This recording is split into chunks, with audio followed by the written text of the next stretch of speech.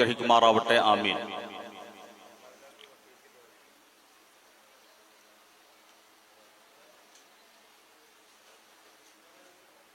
ഇങ്ങനൊരു സംഗമം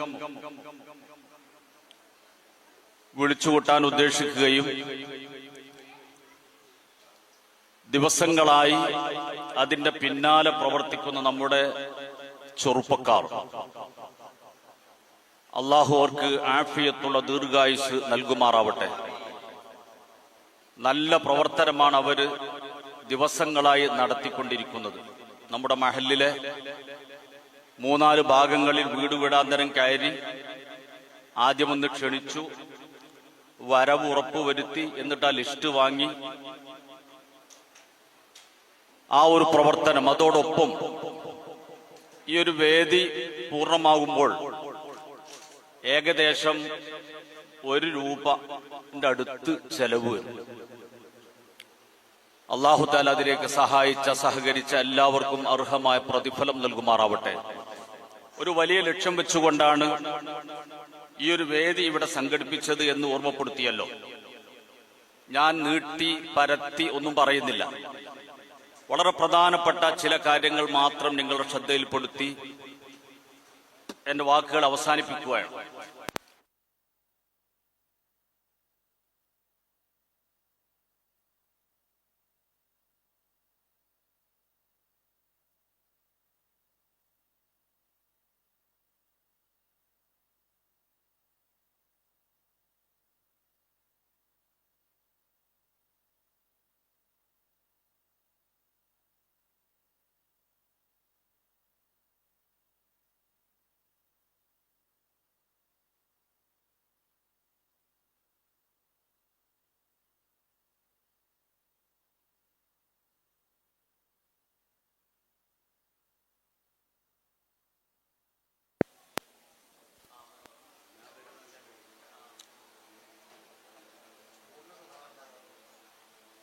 ഇബ്നു ഉമർ റളിയല്ലാഹു അൻഹുവിനെ തൊട്ട് ഉദ്ധരിക്കുന്ന ഒരു ഹദീസ്. ആ ഹദീസിൽ മുത്തുനബി സ്വല്ലല്ലാഹു അലൈഹി വസല്ലം തങ്ങൾ പറഞ്ഞ വളരെ പ്രധാനപ്പെട്ട ചില കാര്യങ്ങളാണ് നിങ്ങളുമായി പങ്കുവെക്കാൻ ഉദ്ദേശിക്കുന്നത്. റസൂലുള്ളാഹി തങ്ങൾ പറയുന്നത് ഞാൻ കേട്ടു എന്ന് ഇബ്നു ഉമർ തങ്ങൾ പറയാണ്. കുല്ലുക്കും റായിൻ വ കുല്ലുക്കും മസ്ഊലുൻ അൻ റഇയത്തിഹി. നിങ്ങളെല്ലാവരും ഭരിക്കുന്നവരാണ്, ഭരണകർത്താക്കളാണ്. നിങ്ങളുടെ ഭരണീയരെ സംബന്ധിച്ച് നാളെ ചോദ്യം ചെയ്യപ്പെടും.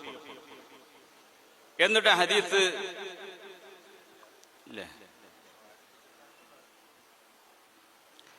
വീണ്ടും അവിടെ ഓർമ്മപ്പെടുത്തുന്നു, വൽ ഇമാമു റായിൻ. ഇമാമ് റായിയാണ്. ഇസ്ലാമിക ഭരണപ്രദേശത്തേക്ക് ചേർത്ത് നോക്കുമ്പോൾ അവിടുത്തെ ഭരണകർത്താവ്. നമ്മുടെ നാട്ടിലേക്ക് ചേർത്ത് വെക്കുമ്പോൾ ആ നാട്ടിൽ ഇമാമത്ത് നിൽക്കുന്ന, ഖുത്ബോതുന്ന, ഖാദിയായി നിൽക്കുന്ന ആൾ, അവര് റായിൻ, ഭരണകർത്താവാണ്. വ മസ്ഊലുൻ അൻ റഇയത്തിഹി. അവന്റെ ഭരണീയരെ സംബന്ധിച്ച്. അപ്പൊ ഒരു ഖത്തീബിനെ സംബന്ധിച്ചിടത്തോളം, ഇമാമിനെ സംബന്ധിച്ചിടത്തോളം ആ പള്ളിയുമായി ബന്ധപ്പെട്ട് കഴിയുന്ന മുഴുവൻ ആളുകളെ സംബന്ധിച്ചും ചോദ്യം ചെയ്യപ്പെടും. പള്ളിയിൽ വരുന്ന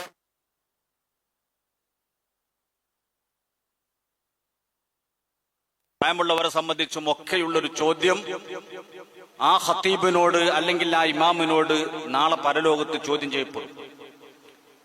വറജുലു റായിൻ ഫി അഹ്ലിഹി. ഒരു പുരുഷൻ, ഒരു ഭർത്താവ് അല്ലെങ്കിൽ ഒരു രക്ഷിതാവ്, ഒരു പിതാവ്, അദ്ദേഹം തന്റെ കുടുംബത്തിലെ ഭരണീയനാണ്. ആ കുടുംബം ഭരിക്കുന്നത് പിതാവാണ്. അവന്റെ ഭരണീയരെ സംബന്ധിച്ചും ചോദ്യം ചെയ്യും, ഭാര്യയെ സംബന്ധിച്ചും മക്കളെ സംബന്ധിച്ചൊക്കെ.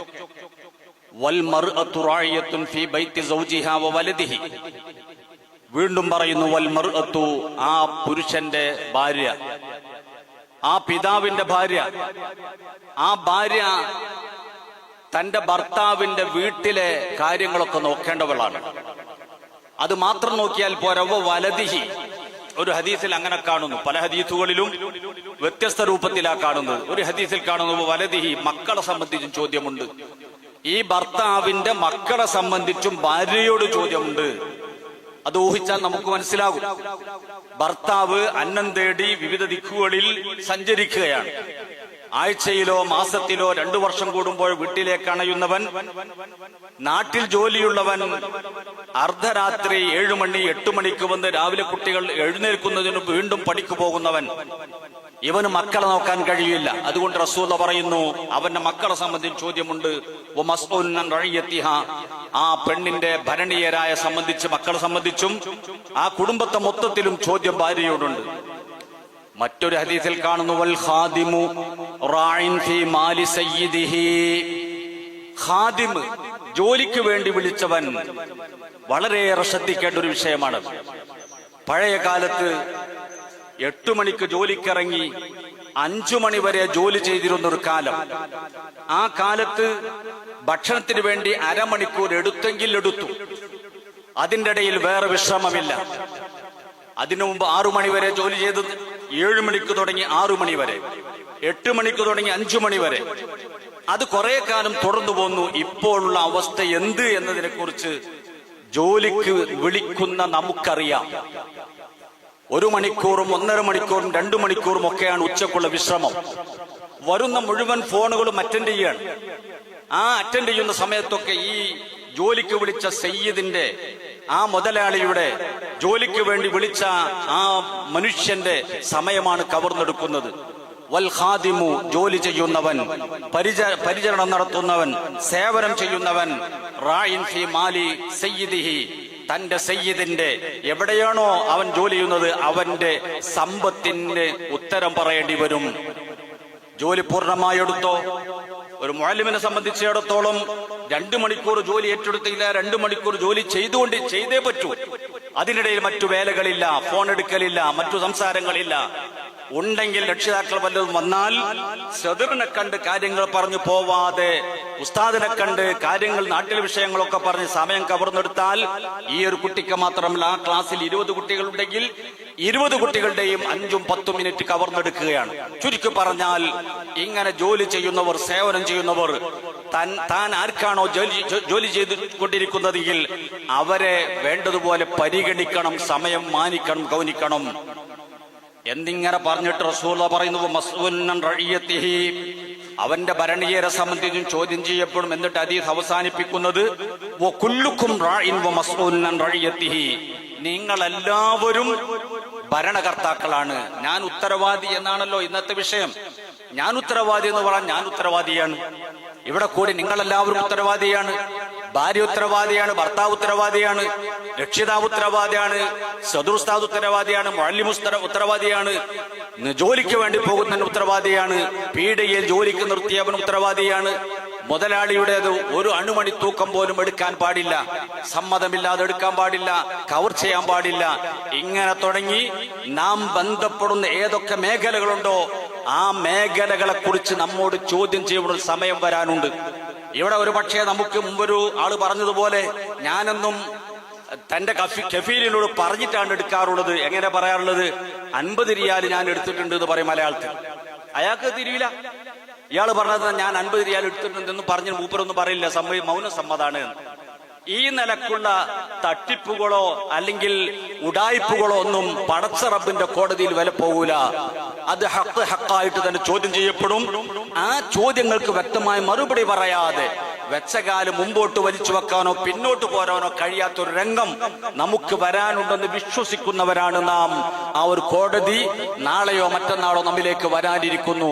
അത് പൂർണ്ണമായി വിശ്വസിച്ചെങ്കിലേ അവൻ ഇസ്ലാം എന്ന ആ ഒരു തട്ടകത്തിന്റെ ഇടയിൽ നിൽക്കാൻ കഴിയൂ, അല്ലെങ്കിൽ പുറത്തു പോകാം.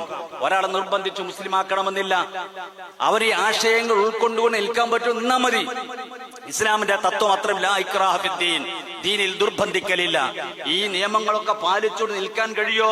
എന്നാൽ നിൽക്കാം. ഉദ്ഖുലൂ ഫിസ്സിൽമി കാഫ, പകുതി ഇസ്ലാം പകുതി ഇസ്ലാം അല്ലാത്തതും ഇന്ന് നടക്കുന്നത് മുഴുക്കയും അതാണ്. പൂർണ്ണമായി കഴിവിന്റെ പരമാവധി ഈ കാലഘട്ടത്തിൽ നമുക്ക് ചെയ്യാൻ പറ്റുന്ന നമുക്ക് ചെയ്യാലോ. ഈ കാലഘട്ടത്തിൽ നമുക്ക് ചെയ്യാൻ പറ്റുന്ന ചെയ്യാം. ആ ചെയ്യാൻ പറ്റുന്ന വിഷയങ്ങളിൽ നമ്മൾ പിന്മാറിയാൽ പടച്ച റബ്ബിന്റെ കോടതിയിൽ നമുക്ക് രക്ഷപ്പെടാൻ കഴിയില്ല. ഈ ഒരു ബോധ്യം, ഈ ഒരു ബോധം നമുക്ക് എപ്പോഴും ഉണ്ടാകണം. ഇവിടെ ഞാൻ ഓർമ്മപ്പെടുത്തുന്നു, ഇവിടെ നാമുമായി ബന്ധപ്പെട്ട എന്റെ മഹല്ലി എന്ന നിലക്ക് ഇവിടെ വരുന്ന മുഴുവൻ ആളുകളുടെയും ഉത്തരവാദിത്വം ഞാൻ ഏറ്റെടുത്ത് മറുപടി പറയേണ്ടി വരും.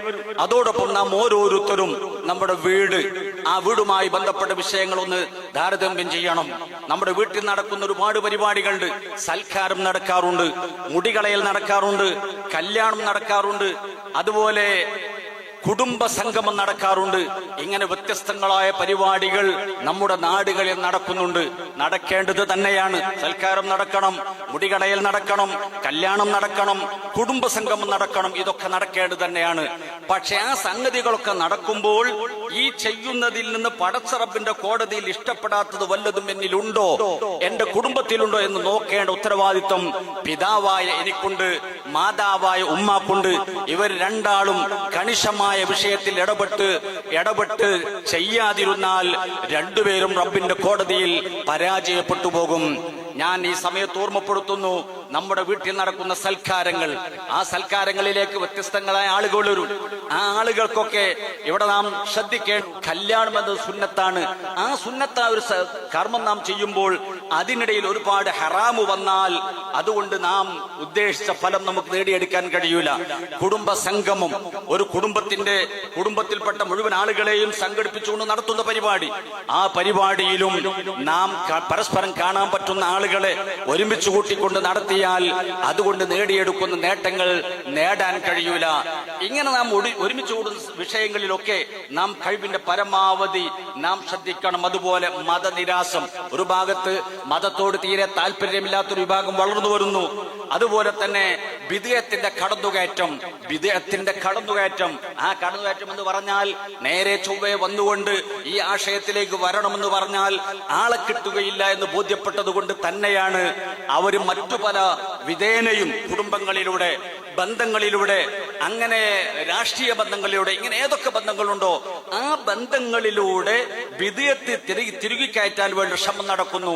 ഈ ശ്രമങ്ങളൊക്കെ നടക്കുമ്പോൾ, അനാചാരങ്ങൾ നടക്കുമ്പോൾ അതിനെതിരെ ശ്രദ്ധിക്കേണ്ടതും അതിനെതിരെ നമുക്ക് നടത്താൻ കഴിയുന്ന നിലക്കുള്ള ആ എതിർപ്പ് നാം നമ്മിൽ നടത്താതിരുന്നാൽ പടച്ചറബിന്റെ കോടതിയിൽ നമുക്ക് രക്ഷപ്പെടാൻ കഴിയില്ല. ഇവിടെ ഞാൻ ഒറ്റ കാര്യം ഓർമ്മപ്പെടുത്തുകയാണ്. കാണാൻ പറ്റുന്നത് ആരൊക്കെയാണ്? നമ്മുടെ വീട്ടിൽ കുടുംബസംഗമം നടക്കുന്നു. എന്റെ ചെറുകുന്നത്ത് എന്ന് പറഞ്ഞ എല്ലാവരും എനിക്ക് കാണാൻ പറ്റുമോ? ചെറുകുന്നത്ത് കുടുംബത്തിൽപ്പെട്ടവരെ എല്ലാവരും, CK കുടുംബത്തിൽപ്പെട്ടവരെ എല്ലാവരും എനിക്ക് കാണാൻ പറ്റൂല. ആരെയൊക്കെ കാണാൻ പറ്റും എന്നതിനെ കുറിച്ച് ചെറിയൊരു ഓർമ്മപ്പെടുത്തൽ ഞാൻ നിങ്ങൾ ഓർമ്മപ്പെടുത്തുകയാണ്. 18, 7, 7, 14, 4, 18 പെണ്ണുങ്ങളെയാണ് എനിക്ക് കാണാൻ പറ്റുന്നത്. അതുപോലെ 7, 7, 14, 4, 18 പുരുഷന്മാരെയാണ് ഒരു പെണ്ണിനെ കാണാൻ പറ്റുന്നത്. ഒരു പെണ്ണിന് കാണാൻ പറ്റുന്നത് 18 പുരുഷന്മാരെയാണ്. ഒരു പുരുഷന് കാണാൻ പറ്റുന്നത് 18 വകുപ്പിൽപ്പെട്ട സ്ത്രീകളെയാണ്. പെട്ടെന്നൊന്ന് വായിച്ചു പോകുകയാണ്. തറവാട് പരമായി സ്ത്രീകളിൽ നിന്നും ഹറാമുള്ള സ്ത്രീകൾ ആരൊക്കെയാണ്? തറവാട് പരമായി ഹറാമുള്ളത് ഒന്ന് ഉമ്മയാണ്. ഉമ്മയെ കാണൽ അനുവദനീയമാണ്. അത് വിവാഹബന്ധം ഹറാമാണ്. ഉമ്മ, അതുപോലെ വല്യുമ്മ, അത് ബാപ്പയുടെ ഉമ്മയാവട്ടെ ഉമ്മയുടെ ഉമ്മയാവട്ടെ, അങ്ങനെ എത്ര മുകളിലുള്ള ഉമ്മയാണെങ്കിലും വല്യുമ്മയാണെങ്കിലും ആ വല്യുമ്മയെ എനിക്ക് കാണാൻ പറ്റും. അപ്പൊ ഉമ്മ വകുപ്പിൽപ്പെട്ട് ഈ ഒരു സ്ത്രീ എനിക്ക് കാണാൻ പറ്റും. അതുപോലെ മകൾ എനിക്ക് കാണാം, എന്റെ മകന്റെ മകളെ കാണാം, എന്റെ മകളുടെ മകളെ കാണാം. അതിടത്ത് താഴോട്ട് പോയാലും മകന്റെ മകളുണ്ട്, അവളെ എനിക്ക് കാണാം. മകളുടെ മകളുണ്ട്, അവളെ എനിക്ക് കാണാം. അവളെ കല്യാണം കഴിക്കാൻ പാടില്ല, തൊട്ടാൽ വുളു മുറിയൂല. അപ്പൊ ഒന്ന് ഉമ്മ, 2 മകൾ, മറ്റൊന്ന് സഹോദരി. സഹോദരി എന്ന് പറഞ്ഞാൽ ഉമ്മയും ബാപ്പയും ഒത്ത സഹോദരിയെ കാണാം, ബാപ്പ ഒത്ത സഹോദരിയെ കാണാം, ഉമ്മ ഒത്ത സഹോദരിയെ കാണാം. ആ നിലക്കുള്ള സഹോദരിമാരെ ഒക്കെ നമുക്ക് കാണാൻ പറ്റും. പെങ്ങള് അല്ലെ, എന്റെ പെങ്ങളെ കാണാം, ഉമ്മയും ബാപ്പയും ഒത്ത പെങ്ങളെ കാണാം, ബാപ്പ ഒത്ത പെങ്ങളെ കാണാം, ഉമ്മ മാത്രം ഒത്ത പെങ്ങളെ കാണാം. ഈ നിലക്കുള്ള സഹോദരിമാരെ കാണാൻ പറ്റും. അതുപോലെ തന്നെ അമ്മത്ത് എന്ന് പറഞ്ഞാൽ അമ്മായി, അത് ബാപ്പയുടെ സഹോദരി, ബാപ്പയുടെ പെങ്ങളെ കാണാം, വല്യപ്പാന്റെ പെങ്ങളെ കാണാം. ആ നിലയ്ക്ക് ബാപ്പയുടെയും വല്യപ്പയുടെയും അതങ്ങനെ എത്ര മേലോട്ടാണെങ്കിലും ആ അമ്മായികളൊക്കെ നമുക്ക് കാണാൻ പറ്റും. അപ്പോ 4, 5 ഖാലത്ത് എന്ന് പറഞ്ഞാൽ പിതൃ സഹോദരി, ഉമ്മയുടെ സഹോദരി, വല്യുമ്മയുടെ സഹോദരി. ആ വല്യമ്മയുടെ സഹോദരിയെയും ഉമ്മയുടെ സഹോദരിയും എളാമ മൂത്തമ്മ എന്ന് പറയുന്ന ആ വകുപ്പിൽപ്പെട്ട വല്യമ്മാന്റെ അഞ്ചത്തി ജ്യേഷ്ഠത്തി ആ വകുപ്പിൽപ്പെട്ട അവരെയും നമുക്ക് കാണാൻ പറ്റും.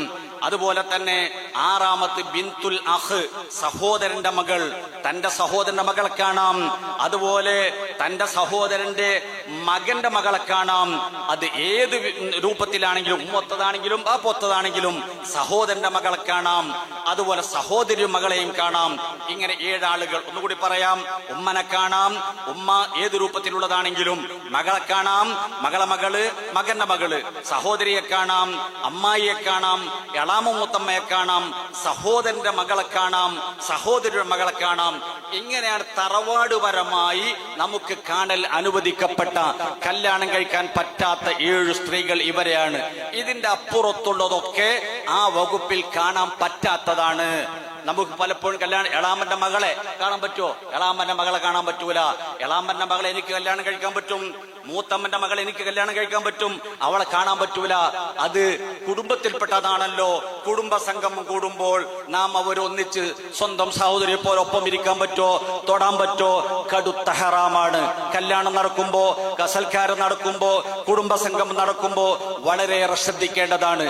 അറിയാതെ വരുന്ന ഒരുപാട് തെറ്റുകൾ നാം മലബാറുകാർ, നാം നാടന്മാർ, നമ്മുടെ വീടുകളിലൊക്കെ ആ നിലക്കാണ് ഇപ്പൊ നടന്നുകൊണ്ടിരിക്കുന്നത്. എന്റെ കൂട്ടുകാരോട്, എന്റെ രക്ഷിതാക്കളോട്, എന്റെ സ്നേഹം നിധികളെ സഹോദരിമാരോട് സ്നേഹത്തോട് ഓർമ്മപ്പെടുത്തുന്ന കഴിവിന്റെ പരമാവധി നമ്മൾ ശ്രദ്ധിക്കണം. നമ്മുടെ നാട്ടിൽ തന്നെ ജീവിച്ചു മരണപ്പെട്ടു പോയ വലിയ വലിയ ഉസ്താദുമാരുടെ വീടുകളിൽ 18-15 വയസ്സായാൽ പെണ്ണുങ്ങളുടെ ആ ഭാഗത്തേക്ക് പോകാൻ വിലക്കുള്ള ഒരുപാട് വീടുകൾ നമ്മുടെ പരിസരങ്ങളിൽ ഉണ്ടായിരുന്നു. അത് പണ്ഡിതന്മാരുടെ വീടുകളിൽ മാത്രം. അല്ലാത്ത വീടുകളിലൊക്കെ ഇങ്ങനെ കാണുന്നതിനൊരു കുഴപ്പമില്ല. ഇപ്പൊ എളാമന്റെ മകളെ കാണാൻ പറ്റുമെന്ന് ചോദിച്ചാൽ അത് പെങ്ങളല്ലേ, കണ്ടൂടെ?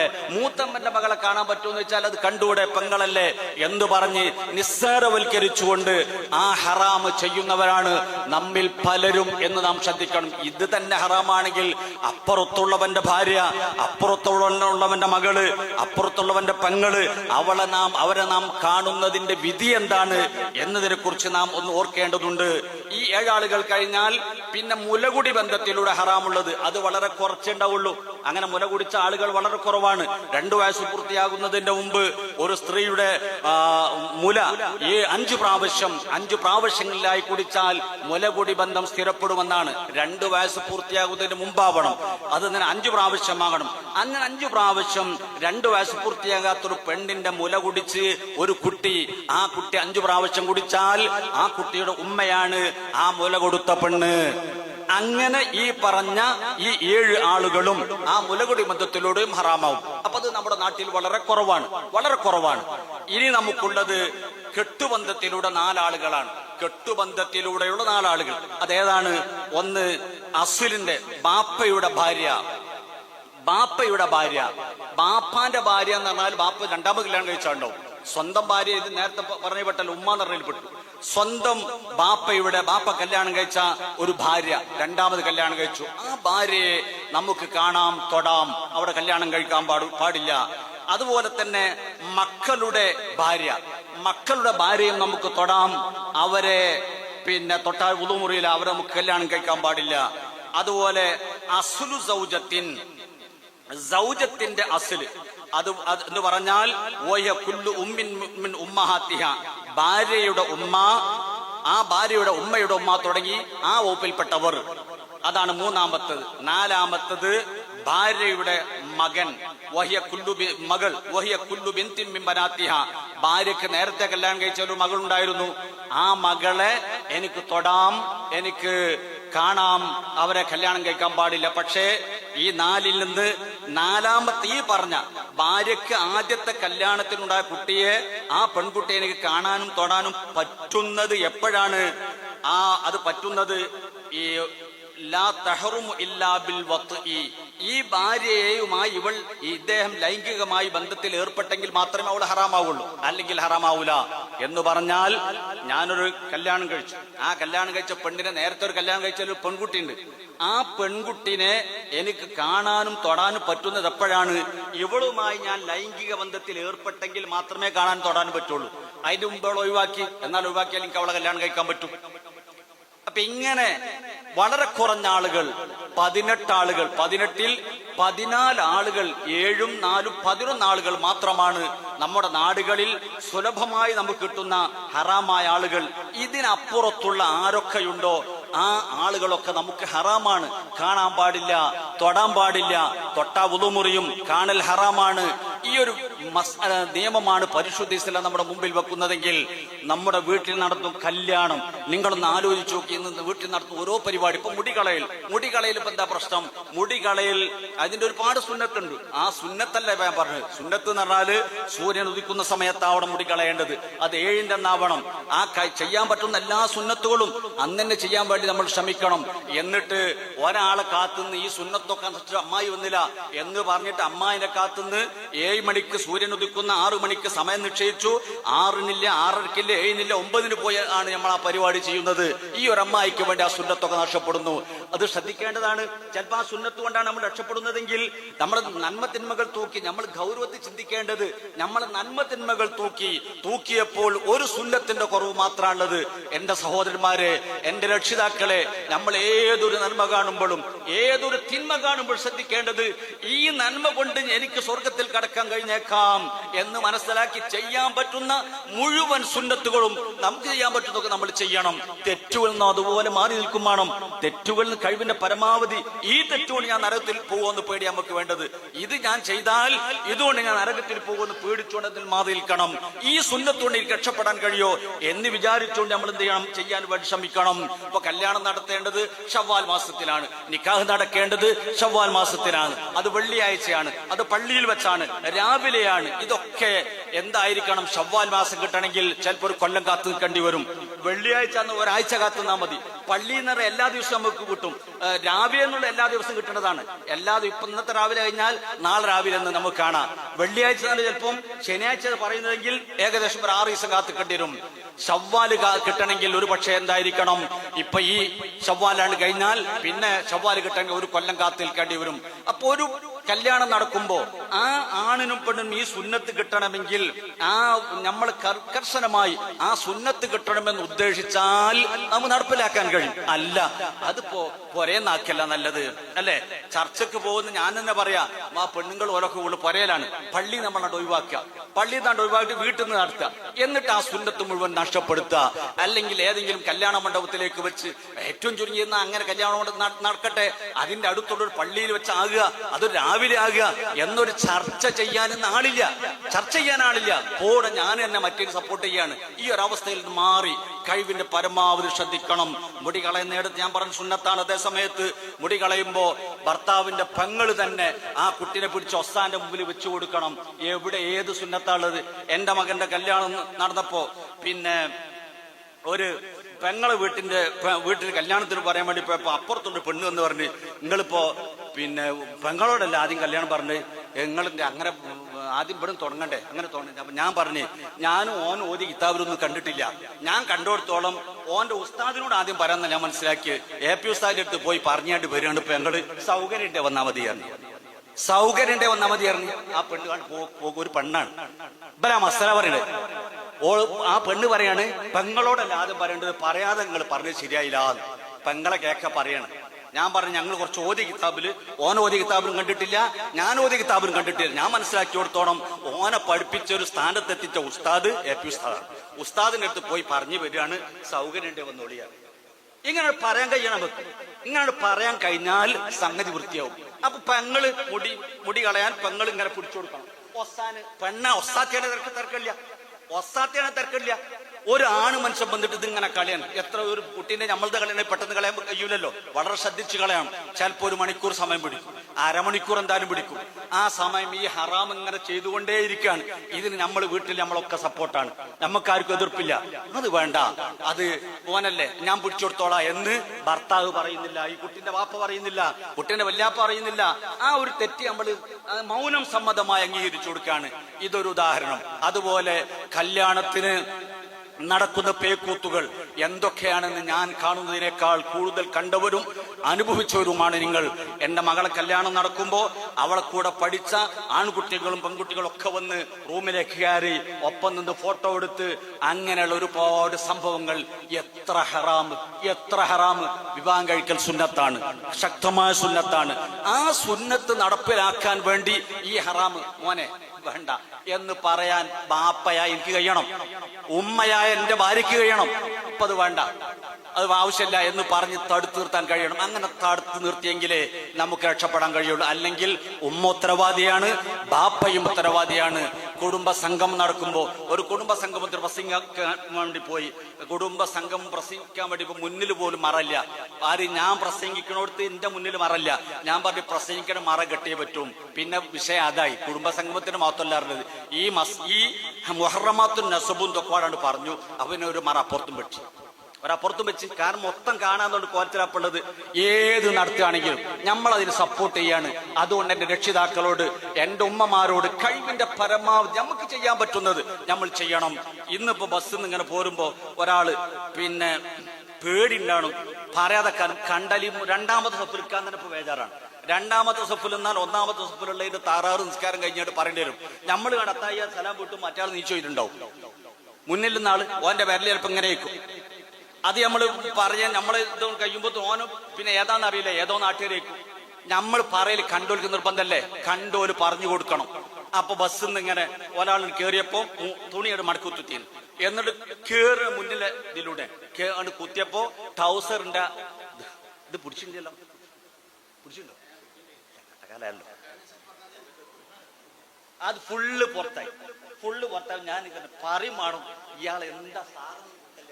ഏതായാലും കുറെ കഴിഞ്ഞാൽ മുപ്പര് പറഞ്ഞ മുമ്പര് പിന്നെ കോളേജില് പിന്നെ അവിടെ ഈ സേവനം ചെയ്യുന്ന ആളാണ്. നല്ല പരിപാടി, നല്ല ആരോഗ്യമുള്ളതാണ്, അല്ല ചെറുപ്പക്കാരൻ്റെ മാതിരിയാണ്. 6 മക്കളുള്ള പെൺകുട്ടികളൊക്കെ സംഗതിയൊക്കെ അല്ല എൻ്റെ പ്രായത്താണ്. ഞാൻ പറഞ്ഞു ഇതുണ്ടല്ലോ, ഇത് ഇപ്പൊ തൊടലേം കയറാൻ ഇപ്പുറത്ത് പിടിച്ചാണ്ട് ഇതിങ്ങനെ ഒന്നാണ് നീട്ടിട്ടാല് നിങ്ങളെ കേറിയപ്പം മുന്നിലൊക്കെ പെണ്ണുങ്ങളുള്ളത് ഇതെന്ത് ചെയ്യും? അതിട്ടതുകൊണ്ട് മറ്റാള് പുറത്തായില്ല, അല്ലെങ്കിൽ ഫുള്ള് പുറത്താവും. ഇതിന്റെ ഇടയിലുള്ളത് മറക്കൽ നിർബന്ധമല്ലേ? ഇതിന്റെ ഇടയിലുള്ളത് നമ്മളൊക്കെ മറക്കണം. ഒരു വലിയ മുണ്ട്, ജോലിക്ക് പോണോല് പാടത്ത് പണിക്കോണോലൊക്കെ ഒരു വലിയ മുണ്ട് വാങ്ങിയാൽ മതി. ആ വലിയ മുണ്ട് വാങ്ങിയാല് താഴെ വരെ ഇപ്പൊ ബർമുട എന്ന് പറഞ്ഞൊരു മുട ഉണ്ട്. ആ മുട എടുത്തുകൊണ്ട് പോകുന്ന കുട്ടിയെ കളിച്ചാലും സുഖമാണ്. കുട്ടിയെ കളിക്കാൻ അവർത്ത് മറയും. അതിന്റെ ഹജ്മുൽ ഉണ്ടാവും. ഹജ്മുൽ എന്ന് പറഞ്ഞാല് ആ കാലിന്റെ വണ്ണും വലിപ്പമൊക്കെ പുറത്തു കാണും. എന്നാലും ഈ ഹറാമെന്ന് കഴിച്ചില്ലോ. ഹജ്മുൽ കാലിന്റെ വണ്ണവും വലിപ്പമൊക്കെ പുറത്താവുന്ന വസ്ത്രം ധരിക്കൽ കറാഹത്താണ്, പാടില്ല. എന്നാൽ മറ്റേ ഹറാമാണ് ഏത്? അവർത്ത് ഒളിവാക്കി. ഇപ്പൊ മറ്റു കളിക്കാൻ നമ്മളെ കുട്ടികൾ പോണത് ഏത്? ഇത് എടുക്കാണ്ട്. എന്നാലും നാട്ടിൽ നിന്ന് ഒരുത്തനെ കണ്ട് ഓരോട് വിളിച്ച് സ്വകാര്യത്തിൽ പറഞ്ഞു. നമ്മൾ ഇത് പറയാനേ നേരമുള്ളൂ, പറയാൻ അതേ പറ്റുള്ളൂ. ബാപ്പ പറയേണ്ടത് ഈ അറിയില്ല, ബാപ്പ പറയില്ല, ഉമ്മ പറയണ്ടോ? ഇവരെല്ലാം വാങ്ങി കൊടുക്കുന്നത് പടച്ചോന്റെ അടുത്ത് ഇങ്ങനെ കഴിച്ചു തരിക, എങ്ങനെ രക്ഷപ്പെടുക? ഇത് പറയാൻ നമ്മൾ ആരും മുന്നോട്ട് വരില്ല. അതുകൊണ്ട് എന്റെ പിതാക്കന്മാരോട്, എന്റെ കൂട്ടുകാരോട്, എന്റെ സഹോദരിമാരോട് നാം പറയേണ്ട രൂപത്തിൽ, നേരത്തെ ആ സാറ് പറഞ്ഞതുപോലെ പറയേണ്ട രൂപത്തിൽ പറഞ്ഞു മനസ്സിലാക്കി കൊടുക്കുക. നമുക്ക് രക്ഷപ്പെടാൻ പറ്റും, ഓലുമാണെ രക്ഷപ്പെട്ടാൽ മതി. ഓല് രക്ഷപ്പെടുന്നു വിചാരിച്ച് നമ്മൾ പറഞ്ഞതിന്റെ കൂലി നമുക്ക് കിട്ടും. അപ്പൊ ഇങ്ങനെ കുടുംബ സംഗമത്തിലും കൂടുന്ന എല്ലാ വേദിയിലും കളിഗ്രൗണ്ടില് ബർമുടട്ട് വെച്ചോട്ടെ, മരിവ് വാങ്ങിക്കൊടുക്കണേ മുമ്പ് നിർത്തിക്കോട്ടെ. ആരാ പൈന എതിർപ്പുള്ളത്? ആരും എതിർപ്പില്ലല്ലോ. ആരും വിത്ത് നല്ലതാണ്. പക്ഷേ ഇതിട്ടാവുമ്പോ ഹറാമല്ലേ? ഹറാമ് കാണിച്ചു കൊടുക്കുന്നു, ഹറാമിന്റെ തൊടല് വരുന്നു. ഈ ഒരു കളിന്റെ ഇടയിൽ എത്ര ഹറാം നടക്കുന്നു. അങ്ങനെ കുടുംബ സംഗമത്തിലും കല്യാണ വേദിയിലും എന്തൊക്കെയാണ് നടക്കുന്നത് എന്നതിനെ കുറിച്ച് നമ്മൾ സ്വന്തം വിലയിരുത്തുക. എന്റെ വീട്ടിലെ കല്യാണം എങ്ങനെയാണ്? നിസ്കരിക്കാൻ സൗകര്യം ചെയ്യലുണ്ട് നമ്മളെ വീട്ടില്? നമ്മൾ എത്ര ലക്ഷം ഉറുപ്പ്യന്റെ കല്യാണം നമ്മൾ നടത്താറുള്ളത്?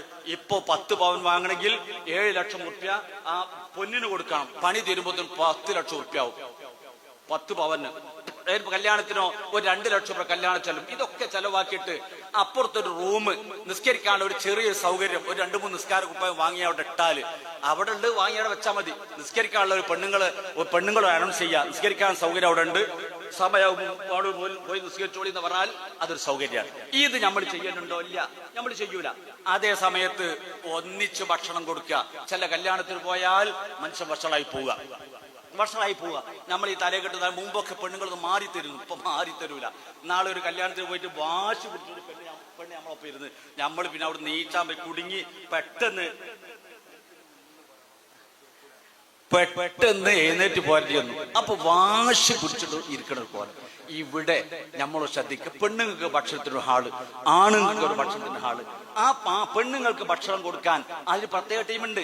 ഞാൻ വിളിച്ചു, കുന്നുംപുറത്തുനിന്ന് എനിക്ക് കിട്ടിയത്. അവർ ഭക്ഷണമൊക്കെ സുഖമായിട്ട് കൊടുത്തു. എന്ത് റാഹത്ത്! ഓൽക്കൊരു 100, 10, 200, 500 കൊടുക്കേണ്ടി വരും. ഈ ചെലവൊക്കെയാണ് കൂട്ടത്തിൽ. അതുകൂടി ചെലവാക്കിയാൽ നമുക്ക് റാഹത്തല്ലേ. ഹറാമെന്ന് കൈവിന്റെ പോലെ നമ്മളെന്ത് ചെയ്യാ? നമ്മളോട് ചെയ്യാൻ പറ്റുന്ന നമ്മൾ ചെയ്താൽ പടച്ചറബിന്റെ കോടതി ഞാനത് ചെയ്തീണല്ലോ എന്ന് പറയാലോ. ഞാനത് ചെയ്തീണ് പഠിച്ചോനെ, ഇന്ന നിലക്കൊക്കെ ഞാൻ ചെയ്തിട്ടുണ്ട്.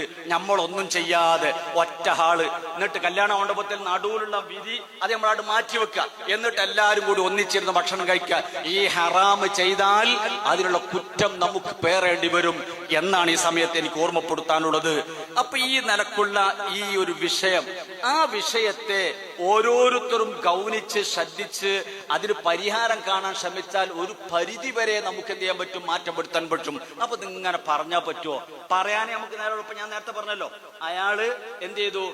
ആദ്യം പറഞ്ഞ മുമ്പ് ഒരു താത്തിയിലട്ടോ, ഞാൻ ആദ്യം പേര് വെച്ചില്ലേന്, പിന്നെ ആദ്യം പേര് വെച്ചിട്ടില്ലേന്, പിന്നെ ഇത് താത്തിടാതായപ്പോ എനിക്ക് പേടിയായി. ഇത് സാധനം മറ്റതാണോ? പേര് വെച്ചു നല്ല പേരാണ്, അലിയു നബി ത്വാലിബ് തങ്ങളുടെ പേരാണ്. പേട്ട് ഒന്നും റാഹത്തായി, അൽഹംദുലില്ലാ. അപ്പൊ ഞാൻ പറഞ്ഞു, ഇങ്ങനെ ഇതൊരു സ്ഥിരമായി നിങ്ങൾ ചെയ്യുമ്പോൾ ഒരു കടുത്ത ഹറാമല്ലേ, ആ ഹറാമോടുകൂടി നമ്മൾ മരിച്ചായിരുന്നൊക്കെ പറഞ്ഞു. പിന്നെ അങ്ങനെ താത്തിട്ട് പോർമ സലാം പറഞ്ഞ് ദോരക്കാനൊക്കെ പറഞ്ഞു. ഇപ്പോൾ പോർമ കിട്ടിയൊരു സംഭവമാണ്. അപ്പൊ ഞാൻ പറഞ്ഞത്, പറയാൻ ഒരുങ്ങാണെങ്കിൽ പറയാനേ ഉള്ളൂ. പറയണ്ടെന്ന് വിചാരിച്ചാൽ ഒന്നും പറയണം, നമുക്കും ചെയ്യാം. അത് ഓനും ആടായിക്കോട്ടെ, പക്ഷെ നമ്മൾ രക്ഷപ്പെടൂല. നമ്മൾ മനസ്സിലാക്കിയ സത്യം കഴിവിന്റെ പരമാവധി പറയാൻ പറ്റുന്നിടത്തൊക്കെ പറയണം. ഇത് പറഞ്ഞുകൊണ്ടാണ് 100,000-ൽ പരം വരുന്ന അമ്പിയാക്കൾ വന്ന് അത് പറയാൻ വേണ്ടി മാത്രമാണ്. 100,000-ൽ പരം അമ്പിയാക്കളെ അയച്ചത് ഈ ദഅവത്തിനാണ്, ഈ പ്രബോധനത്തിനാണ്. പ്രബോധന മൈക്കോ കെട്ടി വലിയൊരു വയല് പറയാന്നുള്ളതല്ല. നമ്മൾ കണ്ട ഒരു നന്മ അത് ഉപദേശിക്കുക. അത് ഉപദേശിക്കേണ്ട രൂപത്തിൽ പരസ്യമായി പറയാൻ പറ്റൂല. സ്വകാര്യ വിളിച്ച് പറയേണ്ടവർ അങ്ങനെ പറയാ, മൊത്തത്തിൽ പറയേണ്ടത് മൊത്തത്തിൽ പറയാ. ആ നിലക്ക് പറഞ്ഞ് എന്തെങ്കിലും ഒരു ഹൈർ അവൻ ചെയ്താൽ അതിന്റെ ഗുണം നമുക്ക് കിട്ടുന്ന ഉറപ്പാണ്. അപ്പൊ ആ നിലക്ക് പ്രബോധനം ചെയ്യാൻ വേണ്ടിയാണ് 100,000-ൽ പരം വരുന്ന അമ്പിയാക്കൾ അല്ലാഹു അയച്ചത്. ആ കൂട്ടത്തിൽ എങ്ങനെ പ്രബോധനം നടത്തണം?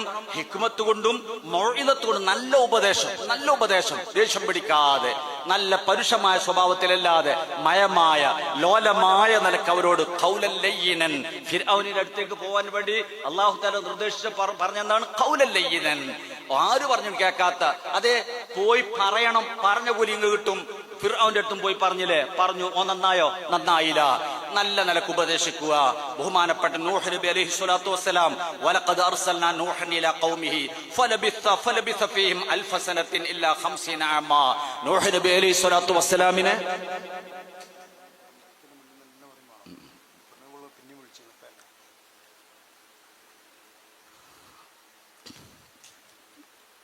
തൊള്ളായിരത്തി കൊല്ലക്കാലം പ്രബോധനം നടത്തിയ ഒരു വലിയ നേതാവാണ് നൂഹ് നബി അലൈഹി സ്വലാത്തു വസ്സലാം. 950 കൊല്ലക്കാലം. എന്നിട്ട് സൂറത്ത് നൂഹിൽ ആ മൂപ്പരെ നൂഹ് നബിനെ സംബന്ധിച്ച് തന്നെ ഒരുപാട് സംഭവം പറയുന്നുണ്ട്. ഒറ്റ സംഭവം പറയുന്നു, ഖാല റബ്ബി ഇന്നി ദഅഉതു ഖൗമി ലൈലൻ വനഹാറൻ ഫലം യസിദുഹും ദുആഇ ഇല്ലാ ഫിറാറാ. ഞാൻ രാവും പകലും ഞാൻ ക്ഷണിച്ചു, പക്ഷെ ഫലം യസിദുഹും ദുആഇ ഇല്ലാ ഫിറാറാ. എന്റെ ക്ഷണം അവര് എന്നെ കാണുമ്പോൾ ഓടുക എന്നുള്ളതല്ലാതെ എന്റെ അടുത്തേക്കാരും വരുന്നില്ല. 950 കൊല്ലക്കാലം പ്രബോധനം നടത്തി, രാവും പകലും. പിന്നെ ആയത്തിൽ കാണാം രഹസ്യമായും പരസ്യമായും നടത്തി, സ്വകാര്യത്തിലും നടത്തി, പരസ്യമായും നടത്തി, രാത്രിയും നടത്തി, പകലും നടത്തി. ഇങ്ങനെയൊക്കെ 950 കൊല്ലക്കാലം പ്രബോധനം നടത്തിയിട്ട് മൂപ്പർക്ക് ആകെ കിട്ടിയത് ഒരു തോണിയിൽ, ഒരു ബോട്ടിൽ കയറാൻ പറ്റുന്ന വളരെ കുറഞ്ഞ ആളുകൾ, ഒരു 10-50-ൽ താഴെ ആളുകളെ മാത്രമാണ് കിട്ടിയത്. നിരാശപ്പെട്ടോ? നിരാശപ്പെട്ടില്ല. നമ്മൾ കണ്ടു മനസ്സിലാക്കിയ ഒരു തെറ്റ് അത് പറയേണ്ട രൂപത്തിൽ പറഞ്ഞു, അദ്ദേഹം അത് സ്വീകരിച്ചില്ല. അൽഹംദുലില്ലാ, നമുക്ക് പറഞ്ഞുള്ള കൂലി കിട്ടും. ആ ഒരു ഉദ്ദേശത്തോടുകൂടി നമ്മൾ എന്ത് ചെയ്യണം? ഓനെ കൊച്ചാക്കാനല്ല, ഓനെ മോശാക്കാനല്ല, മോശപ്പെട്ടവനാണ് പറയാനല്ല, അവനോട് തോളിൽ കൈ വെച്ചുകൊണ്ട് ഈ ഒരു സംഭവം ശരിയായില്ല, ഈ നിസ്കാരത്തിൽ കാല് വെച്ചത് ശരിയായില്ല, അങ്ങനെ എന്താണോ ഓൻ്റെ അടുത്ത് വന്ന തകരാറ് അത് നമ്മൾ പറഞ്ഞു കൊടുക്കാൻ നമ്മൾ എന്ത് ചെയ്യണം? സമയം കാണണം. സമയം കാണാഞ്ഞാൽ പടച്ചറബിന്റെ കോടതിയിൽ നമുക്ക് രക്ഷപ്പെടാൻ കഴിയില്ല. അപ്പൊ വീട്ടിൽ നിന്ന് നമ്മളെ മക്കള് പിന്നെ ശറഈന് വിരുദ്ധമായ വസ്ത്രം ധരിച്ച് ഇറങ്ങുമ്പോൾ അത് വാങ്ങിക്കൊടുക്കുന്നത് നമ്മളാണ്. കൂടി ശ്രദ്ധിക്കണം. ഇറങ്ങുമ്പോൾ അത് പാടില്ല എന്ന് പറയാൻ ബാപ്പ അവിടെ ഉണ്ടെങ്കിൽ ബാപ്പ പറയണം, ഉമ്മ ഉണ്ടെങ്കിൽ ഉമ്മ പറയണം, അത് അവർ തടയണം. അങ്ങനെ ശറഈന് വിരുദ്ധമായ കാര്യങ്ങൾ കഴിവിന്റെ പരമാവധി നാം അത് ചെയ്യണം. അതോടുകൂടെ ബിദ്അത്തിന്റെ കടന്നുകയറ്റം ഞാൻ നേരത്തെ പറഞ്ഞല്ലോ, പല നിലക്കും നമ്മുടെ കുടുംബങ്ങളിലേക്ക് ബിദ്അത്ത് കടന്നു വരികയാണ്. ബിദ്അത്ത് കടന്നു വരുന്നു, ഒരു വിഷയമല്ലാതെ ആകുന്നു. സമസ്ത കേരള ജമിയത്തുൽ ഉലമ രൂപീകരിച്ച ആ കാലത്ത് വെറും ബിദ്അത്തിനെ തടയിടാൻ വേണ്ടി മാത്രമാണ് അത് രൂപീകരിച്ചതെന്ന് അതിന്റെ നിയമാവലി നമുക്ക് നോക്കിയാൽ കാണും. അന്ന് തുടങ്ങിയ ആ പ്രവർത്തനം ഇന്നും നടന്നുകൊണ്ടിരിക്കുന്നു. ഞാൻ ചുരുക്കി പറയുന്നു, നിങ്ങൾക്കറിയുമോ 1980കളിൽ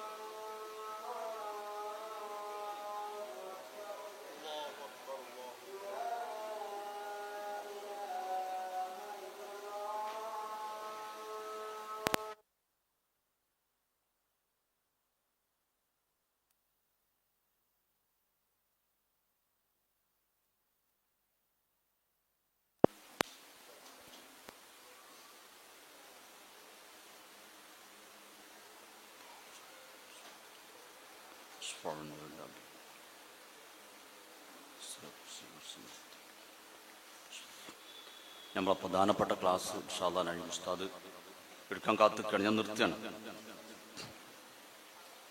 80കളിൽ ബിദഈ കടന്നുകയറ്റം വർദ്ധിച്ച സമയത്തുണ്ടായ ഒരുപാട് സംഭവങ്ങൾ നിങ്ങൾക്കൊക്കെ അറിയും. 1989 മെയ് 1 കുണ്ടൂർ ഉസ്താദിന്റെ മകൻ കുഞ്ഞുവിനെ കൊലപ്പെടുത്തിയതിന് ശേഷം അമ്പലക്കണ്ടി അബ്ദുൽ ഖാദർ, അബ്ദു കുറ്റിമൂച്ചി, കിടങ്ങാൻ കുട്ടിക്ക, കല്ലാംകുഴി, കുഞ്ഞി ഹംസ, ഇങ്ങനെ തുടങ്ങി 7 ആളുകൾ കൊല്ലപ്പെട്ടത് സുന്നത്ത് ജമാഅത്ത് സംരക്ഷിക്കാൻ വേണ്ടി മാത്രമാണ്. ആ സമയത്താണ് നമ്മുടെ ഈ സ്ഥാപനം 85-ന് ശേഷം, ഇപ്പോൾ ഞാനിങ്ങനെ ഒന്ന് നോക്കിയപ്പോൾ ഈ പരിസര പ്രദേശങ്ങളൊന്നും സെക്കൻഡറി മദ്രസ ഇല്ലാത്ത സമയത്ത് നമ്മുടെ ഇവിടെയുള്ള ആലിക്കുട്ടിയാക്കൻ്റെ നേതൃത്വത്തിൽ ഇവിടെയുള്ള കാരണന്മാർ കൂടി വാടക പീടിയൻ്റെ മുകളിൽ തുടങ്ങി അതിൽ പഠിച്ച ഒരുപാട് സഖാഫിമാരും അഹ്സനിമാരും ഇപ്പോൾ വാഴക്കാട് പഞ്ചായത്തിൻ്റെ പല ഭാഗങ്ങളും പ്രവർത്തിച്ചുകൊണ്ടിരിക്കുന്നു. അൽഹംദുലില്ലാഹ്, അല്ലാഹു അവർക്കൊക്കെ വലിയ ഖൈറ് നൽകുമാറാവട്ടെ. ഇത് തുടങ്ങി വെച്ചവർക്ക് അവർ ചെയ്യുന്ന സേവനങ്ങളിലൊക്കെ പ്രവർത്തനം കിട്ടും, ഖബറിൽ കിട്ടിക്കൊണ്ടിരിക്കും. അല്ലാഹു അത് എത്തിച്ചു കൊടുക്കുമാറാവട്ടെ. അപ്പൊ അന്ന് തുടങ്ങി വെച്ച ആ ഒരു പ്രവർത്തനമാണ് ഇത്. അതിനുശേഷം പള്ളി വന്നു, ജുമുഅ തുടങ്ങി, ഒരു മഹല്ലായി നാം രൂപാന്തരപ്പെട്ടു. ഈ സമയത്ത് എൻ്റെ കൂട്ടുകാരോട് ഓർമ്മപ്പെടുത്താനുള്ളത് ISP മഹല്ല്, സുന്നി മഹല്ല് ജമാഅത്ത്, അത് കെട്ടുറപ്പോടുകൂടി നമുക്ക് മുന്നോട്ട് കൊണ്ടുപോകണം. പ്രത്യേകമായി ഓർമ്മപ്പെടുത്താനുള്ളത്, അന്ന് 80കളിൽ നടന്ന അതേ വിഷയം ഇന്ന് മറുഭാഗത്ത് നടക്കുന്നുണ്ട്. നമ്മൾ കക്ഷി എന്നില്ല, ഞാൻ അതിനെ പറ്റിയൊന്നും പറയണില്ല. നമ്മളെ നേതാക്കന്മാരും ഒന്നും അത് പറയാൻ സമ്മതിക്കുന്നില്ല, ഇതിനോട് യോജിപ്പില്ല. അതേ സമയത്ത് ആ ഒരു വിഷയത്തിൽ ഇന്ന് പലതും നടക്കുന്നുണ്ട്. അതെന്തോ ആവട്ടെ, അന്ന് 7 ആളുകൾ കൊല ചെയ്യപ്പെട്ടത് ഈ സുന്നത്ത് ജമാഅത്ത് സ്ഥാപിക്കാൻ വേണ്ടി മാത്രമാണ്. ചെറിയ വിഷയങ്ങൾക്ക് വേണ്ടിയാണ് കൊലപ്പെടുത്തിയത്. പരിശുദ്ധ ഖുർആൻ വ്യക്തമായി പറഞ്ഞത്, ഒരു മുഅ്മിനായ മനുഷ്യനെ മനഃപൂർവ്വം കൊന്നാൽ ഫജസാഉഹു ജഹന്നം എന്ന് ഖുർആൻ പറഞ്ഞത് കാണാം. അള്ളാഹു അവർക്കൊക്കെ രക്തസാക്ഷികൾ പവർ നൽകുമാറാവട്ടെ. അപ്പൊ ആ നിലക്ക് കെട്ടിപ്പടുത്തുണ്ടാക്കിയ നമ്മുടെ ഈ മഹല്ല് എന്ന് പറഞ്ഞാൽ, ഈ മഹല്ല് നമ്മൾ ഉണ്ടാക്കിയതാണ്, ഈ മഹല്ല് നാം സ്ഥാപിച്ചതാണ്. ഇത് കൊണ്ടുപോകേണ്ടത് നമ്മളാണ്. അപ്പൊ നമ്മുടെ എല്ലാ വിഷയങ്ങളും ഈ മഹല്ലുമായി ബന്ധപ്പെട്ടുകൊണ്ട് തന്നെ നടക്കണം. നമ്മുടെ മക്കളുടെ നിക്കാഹ് അത് ഇവിടെ നടക്കണം. അതുപോലെ കല്യാണങ്ങൾ, മറ്റു നിശ്ചയങ്ങൾ, ഇങ്ങനെ എന്തൊക്കെ പരിപാടിയുണ്ട്, ആ പരിപാടി ഇവിടെയുള്ള കമ്മിറ്റിയുമായി കൂടി ആലോചിച്ച്, ഇവിടെയുള്ള ഉസ്താദുമാരുമായി കൂടി ആലോചിച്ച് കൊണ്ടുപോകുന്നൊരു അവസ്ഥയിൽ നമ്മൾ ഒന്നുകൂടി ശക്തിപ്പെടണമെന്ന് ഈ സമയത്ത് ഓർമ്മപ്പെടുത്തുന്നു. കാരണം ഒന്നുകൂടി നമ്മുടെ ആദർശം 110% ക്ലിയർ ആണ് എന്ന് തെളിയിക്കപ്പെട്ടൊരു സമയം കൂടിയാണിത്. കാരണം മറുഭാഗത്ത് ആ നിലക്കൊക്കെ നടക്കുന്നു, അത് നമ്മൾ കക്ഷിയേറുന്നില്ല. അപ്പൊ ഇതിൽ നിന്ന് പാഠം ഉൾക്കൊണ്ടുകൊണ്ട് അന്ന് 989കളിൽ നടന്നതൊക്കെ പൂർണ്ണമായും സത്യമായിരുന്നു. നമ്മുടെ ഉസ്താദുമാർ താജുൽ ഉലമ അടക്കം അവിടുത്തെ ദറജേറ്റി കൊടുക്കുമാറാവട്ടെ. നൂറുൽ ഉലമയും കൻസുൽ ഉലമയും അവരൊക്കെ മരണപ്പെട്ടു, അവർക്കൊക്കെ അല്ലാഹു സന്തോഷം നൽകുമാറാവട്ടെ. സുൽത്താനുൽ ഉലമ ബഹുമാനപ്പെട്ട AP ഉസ്താദ് ഇന്ന് ഇതൊക്കെ കണ്ടും കേട്ടും ഇങ്ങനെ വിഷമിച്ചുകൊണ്ട് ജീവിക്കുകയാണ്. അള്ളാഹു നല്ല ആഫിയത്ത് നൽകുമാറാവട്ടെ. അതുകൊണ്ട് എനിക്ക് ഈ അവസാന സമയം ഓർമ്മപ്പെടുത്താനുള്ളത്, ഈ മഹല്ല് ഞാൻ മിമ്പറിൽ കയറിയാൽ, ഇപ്പോ ജുമുഅ തുടങ്ങി ഒരു 2-3 മാസം ആണ് നമ്മളൊരു സഖാഫിയുടെ ഖത്തീബായി, അതിന് ശേഷം വർഷങ്ങളായി ഇവിടെ ഞാൻ ഖത്തീബായി സേവനം ചെയ്യുന്നു. മിമ്പറിൽ കയറിയാൽ ഇങ്ങനെ ഒറ്റ നോട്ടം നോക്കുമ്പോൾ നിങ്ങളെ കാണാതാവുമ്പോൾ എന്ത് പറ്റി ഇങ്ങനെ ആലോചിക്കാറുണ്ട്. കുത്തുപോകുമ്പോൾ ഇങ്ങനെ ആലോചിക്കും, ഇവിടെ പോയി, എന്താ കാണുന്നില്ലല്ലോ. കാണുമ്പോൾ നമുക്കൊരു മനസ്സിൽ സമാധാനമാണ്. അപ്പൊ ആ ഒരു സമാധാനം കിട്ടാൻ ഇനി ഞാനല്ല വേറെ ആൾ വരുമ്പോഴും നാം നമ്മുടെ മഹല്ല് എന്ന നിലക്ക് ആ ഒരു ഉറച്ച നിലക്ക് മുന്നോട്ട് നീങ്ങണം എന്ന് മാത്രം ഈ സമയത്ത് ഓർമ്മപ്പെടുത്തി, സർവശക്തനായ റബ്ബുൽ ഇസ്സത്ത് നല്ല കെട്ടുറപ്പോടുകൂടി നമ്മുടെ മഹല്ലിനെ മുന്നോട്ട് കൊണ്ടുപോകാൻ നമുക്ക് തൗഫീഖ് നൽകുമാറാവട്ടെ. അതോടൊപ്പം നമ്മുടെ മക്കളെ കഴിവിന്റെ പരമാവധി നമ്മുടെ മദ്രസയിൽ ചേർക്കാൻ വേണ്ടി ശ്രമിക്കണം.